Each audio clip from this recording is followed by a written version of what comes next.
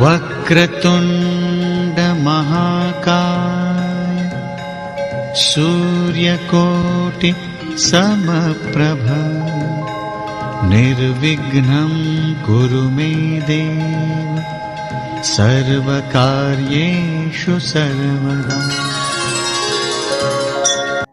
अगर दया क्या होती है तो वह श्री कृष्ण भगवान से सीखे, और जब सजा देने का टाइम आता है वह भी हमें श्री कृष्ण भगवान से ही सीखना चाहिए। संसार में हमें किस प्रकार से रहना चाहिए और किन किन लोगों से क्या करना चाहिए। अगर जीवन में कुछ सीखना है तो गीता का ज्ञान पढ़िए। ग्रंथों में हमारे जीवन में अनेकों परेशानियों का सारा विवरण, यहाँ तक कि जो कोरोना महामारी है उस पर भी ग्रंथों में लिखा हुआ है। कथा इस प्रकार से है कि जमाने में जब भगवान को लोग नहीं छोड़ते हैं, चाहे श्री राम हो या श्री कृष्ण, लोग आलंशन लगाते ही रहते हैं। आप आगे तरक्की करेंगे तो लोग जलेंगे ही जलेंगे। ये कथा है शिशुपाल की। जब भगवान श्री कृष्ण ने शिशुपाल के 100 पापों को माफ किया, उसके बाद उनकी बलि दे दी। कथा इस प्रकार से है, जब पांडव ने युद्ध जीता, युद्ध जीतने के बाद हस्तिनापुर के नरेश बने। हस्तिनापुर नरेश बनने से पहले एक प्रक्रिया होती है कि महान गुरु या देव, उसकी पूजा की जाती है। उसकी चर्चा ही चल रही थी। सबसे प्रस्ताव पास किया गया कि हमारे राज्य में, हमारे देश में ऐसा कौन सा व्यक्ति है जो प्रथम पूजनीय हो। सभी से चर्चा होती रही तो सभी ने एक ही नाम लिया, श्री कृष्ण। धीरे धीरे करके सब लोगों ने अपनी मोहर लगा दी कि श्री कृष्ण भगवान से बड़ा इस संसार में कोई नहीं है। वहां पर शिशुपाल बैठा हुआ था।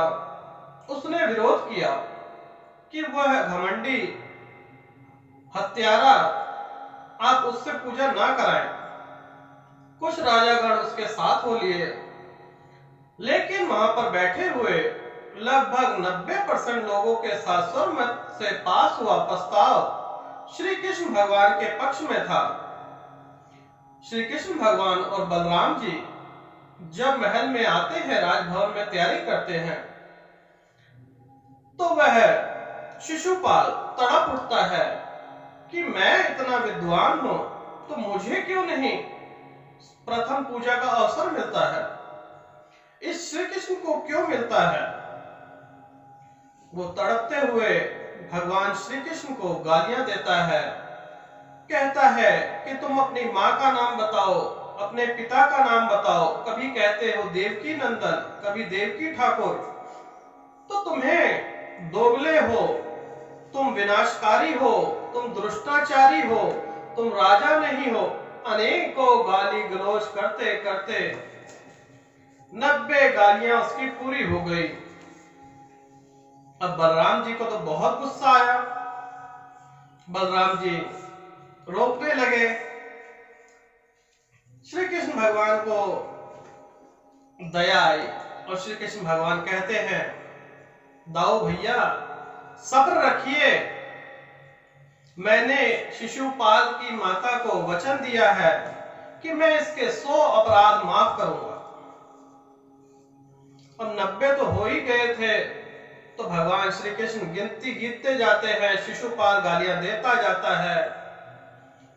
भगवान कहते हैं 99 हो चुके, अब 100 हो चुके। शिशुपाल को कहा कि अब भूल कर भी एक भी शब्द अपने मुंह से मत निकालना, नहीं तो तुम्हारे लिए ये बहुत बुरा होगा। यह बात सुनते ही शिशुपाल और तड़प उठा और फिर वही गालियां दोहराने लगा पाखंडी, अपनी माँ का नाम बताओ, अपने पिता का नाम बताओ।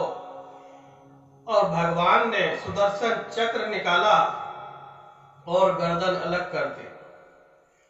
जब आत्मा परमात्मा में विलीन होने लगी तब भगवान कहते हैं, हे जयदेव, तुम्हारा तीसरा जन्म संपूर्ण हुआ। आज से तुम पुनः बैकुंठ धाम के द्वारपाल बनोगे।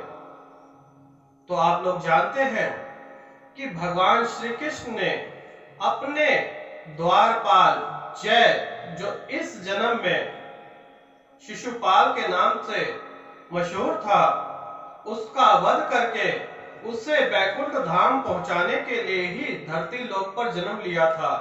वह कार्य पूरा किया और जय अपने राज्य बैकुंठ धाम को चले जाते हैं।